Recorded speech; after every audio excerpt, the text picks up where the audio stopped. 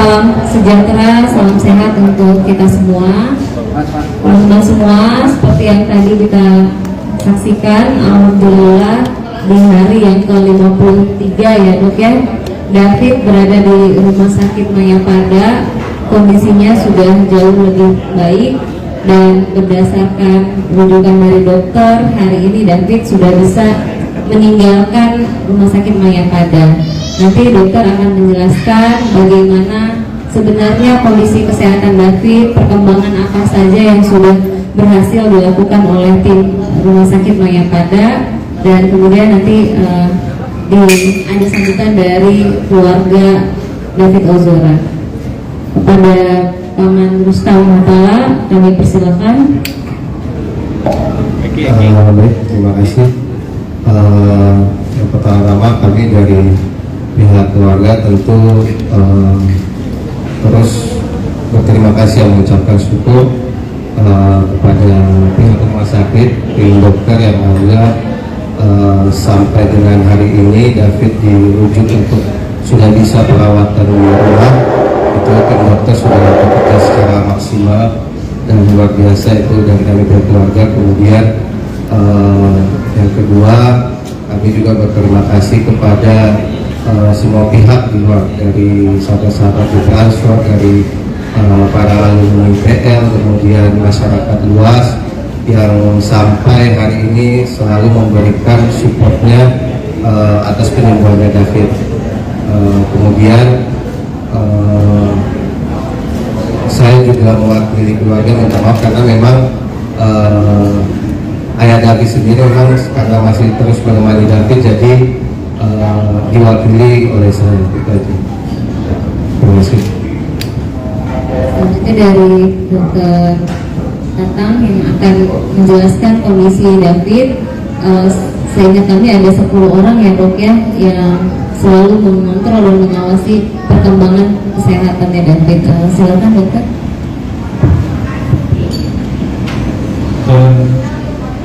Kita akan memberikan summary dari awal David masuk sampai hari ini dia keluar. Dari awal David masuk itu memang kondisinya koma dan memang ada infeksi yang cukup berat akibat daripada cedera yang dialami tersebut. Kondisi ini belum baik sampai minggu ketiga, dan setelah minggu ketiga itu sudah mulai ada sedikit perubahan. Dan kita memang memberikan multi kita juga memberikan multi aspek treatment, dan kerjasama tim yang baik di rumah sakit ini memberikan manfaat yang cukup besar bagi David. Jadi kurang lebih perubahan itu mulai tampak itu minggu keempat. Pertama sekali itu motoriknya mulai membaik, dan kedua itu disertai dengan kesadarannya yang mulai membaik. Jadi mulai bisa berespon terhadap lingkungan dan juga mulai bisa mengikuti komen. Akan tetapi walaupun kita sudah pulangkan hari ini masih membutuhkan treatment yang cukup panjang.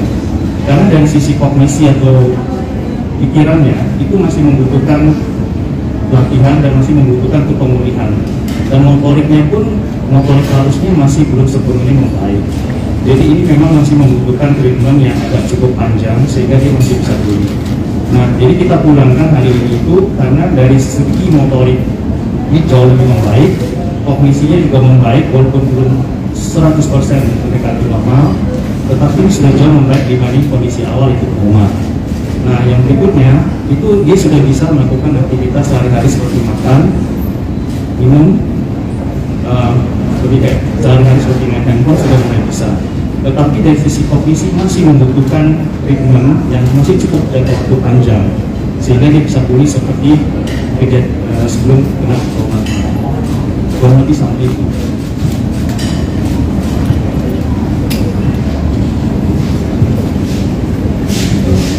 Terima kasih.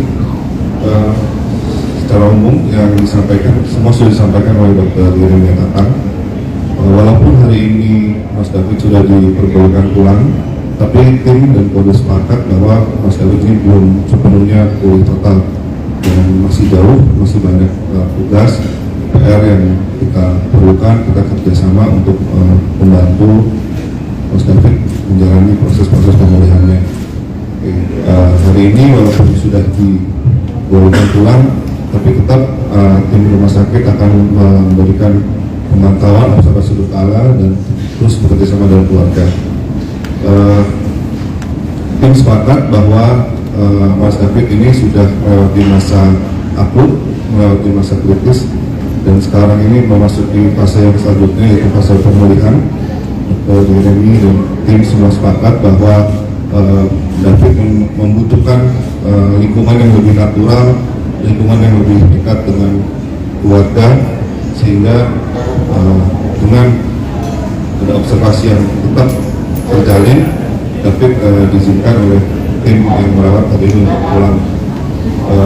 Kira-kira demikian. Terima kasih Dr. Tatang dan Dr. Gibran. Saya tambahkan juga ya, memang secara fisik terlihat apalagi di media yang tersebar, kondisi fisik David sudah jauh membaik, responnya pun sudah banyak bisa memberikan respon. Namun dari pengalaman saya pribadi, Dok, kemampuan daya ingatnya David itu memang sangat lemah dan masih terjadi memori short, memorinya pendek-pendek ya, sehingga hari ini dia bertemu siapa, besok dia lupa lagi gitu. Mungkin seperti itu. Silakan teman-teman, ada yang mau ditambahin? Silakan teman-teman kalau ada yang ingin dipertanyakan.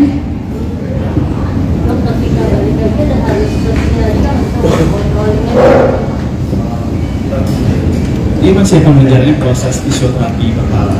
Di kurang lebih itu kita sudah bikin program yang fisioterapi berkala kurang lebih 3 sampai 5 kali seminggu. Dia akan menjalani fisioterapi fisik dan terapi fisik di sini 1 bulan ke depan. Dan juga kita akan memberikan dia latihan memori dan juga latihan kognisi, juga cognitive behavioral therapy. Jadi kita akan benar-benar memantau yang namanya, kita takut namanya ada PTSD untuk kejadian yang traumatik pasca trauma. Nah ini yang kita akan pantau ke depannya supaya dia tidak mengalami PTSD ataupun cedera yang cukup berat akibat kejadian kemarin. Jadi 1 bulan ini akan menjadi fase recovery yang sangat penting buat si David. Jadi kita akan benar-benar pantau dia dengan sangat ketat sekali di sini. Termasuk nggak cuma masalah terapi fisik, dia punya nutrisi, dia punya paru-paru organ dalam lainnya yang terkait akibat infeksi yang kemarin. Jadi semuanya akan dipantau berkala di sini selama 1 bulan.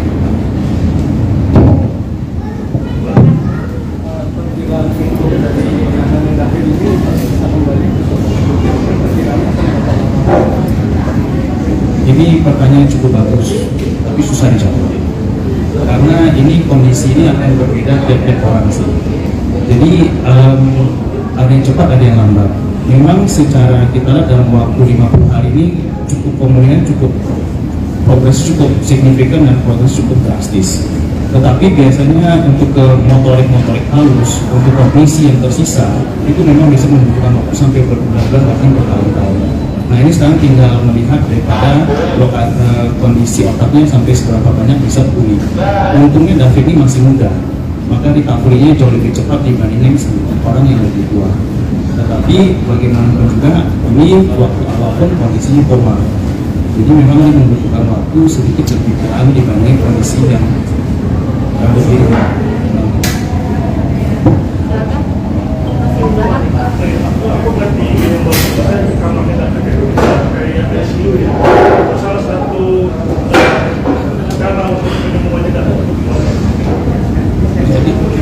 Jadi kenapa kita kunci David di HC2? Karena sewaktu pertama sekali itu kita memasang selang tracheostomi. Jadi ada lubang nafas yang kita bikin di daerah sini. Kalau dia terlalu banyak ketemu orang, maka resiko infeksinya akan menjadi lebih berat. Sedangkan waktu dia datang itu kondisinya sangat berat sekali, infeksi cukup berat dan kuman di dalam darah sudah sangat berat sekali. Jadi kalau kita expose dia kepada tamu yang berkunjung, itu akan membuat infeksinya akan makin berat. Dan selama kita taruh dia di intensive room, di high care unit, itu kita pantau 24 jam. Jadi kondisi demam sekecil apapun, naik suhu 0,1 derajat pun itu lebih ketahuan. Dan proses latihan fisiknya dia itu sangat intensif di ruang high care dengan rasio perawat 1:1. Jadi dia itu bisa mendapatkan latihan fisik itu per 2 jam sekali. Makanya bisa dilihat tadi dia bisa jalan dengan kondisi yang cepat, padahal dia datang koma dan otot kedua kaki susut. Nah itu dia kenapa kita kunci di high care. Kalau kita taruh di ruangan biasa, pasti kamu akan banyak datang dan akibatnya resiko infeksinya akan makin besar. Jadi Di dalam kamar itu dibikin kayak eksklusif. Jadi di kamar di rumah yang biasa aja. Oh, hampir dibikin seperti itu konsepnya supaya lebih nyaman dan resiko infeksi jauh lebih besar. Hanya bikin sesuatu. Silakan, ada lagi teman-teman. Ada kemungkinan nggak kalau David bisa kembali seperti normal 100%? Kalaupun ada, chance-nya berapa persen? Ya, seperti yang tadi pertanyaan. Yang lain? Kemungkinannya bisa balik? Ya, tadi betul sudah jawab bahwa tergantung kondisi tubuh masing-masing dan bagaimana kondisi otak David akan memicu terkait kognitif atau halusnya tadi ya, Dok, ya. Yang lain? Yang terakhir ya, belakang. Dari program jadi dalamnya sebuah David akhirnya lebih besar orang apalagi jelang meeting akhirnya bisa kumpul bersama keluarga ini yang mungkin ini rasa syukur David juga bisa berkurang dan bisa merayakan begitu bareng bersama keluarga. Ya, jadi memang ini juga harapan keluarga tentunya. Jadi dari awal sejak mulai dirawat di sini kan keluarga selalu intensif ya menemani Pak. Ketika David pulang ini juga tentu ada kebahagiaan tersendiri ya buat keluarga terdekat karena juga bisa langsung secara langsung karena di rumah ya, jadi nggak bolak balik seperti hari-hari sebelumnya. Mungkin itu keluarga alhamdulillah sangat bersyukur kalau misalnya ada yang sudah sampai step bahwa perawatan itu bisa dilakukan di rumah. Mungkin itu. Kira saya cukup ya. Sekali lagi kami dari keluarga menyampaikan terima kasih yang sebesar-besarnya kepada tim dokter dan tim rumah sakit Mayapada untuk seluruh upaya keras terhadap perkembangan David hari ini, dan kami juga berterima kasih kepada seluruh masyarakat Indonesia, teman-teman awak media yang selalu mendoakan, yang terus bertanya bagaimana kondisi David hari ini. Itu akan menjadi dan selalu menjadi support bagi kami dan keluarga. Nah, saya cukup demikian ya, Dok. Dari kamu juga udah ya. Ada lagi? Satu lagi? Oke. 54 hari yang David dirawat itu biayanya seperti apa sih? Ya, seperti yang sudah kita sampaikan juga di beberapa media, biaya rumah sakit David tercover 80%-an mungkin dari asuransi, karena ada beberapa juga yang tidak seperti itu.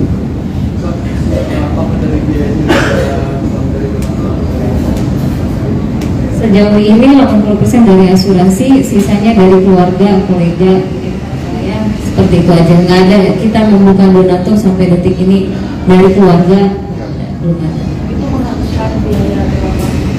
Nah, itu memang terakhirnya tadi orang tua David yang tanya ya, nominalnya berapa kita belum tahu Mbak. Gitu. Cuma terakhir aja tuh udah sekitar 1 M-an.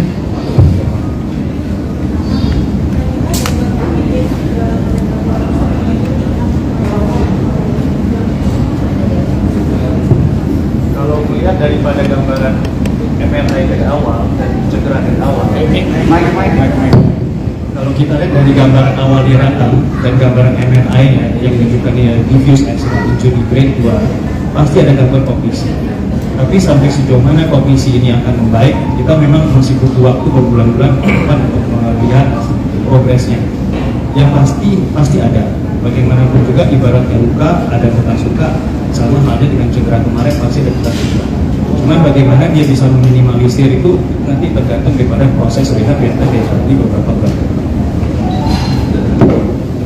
Udah cukup ya. Terima kasih sahabat semuanya. Assalamualaikum warahmatullahi wabarakatuh.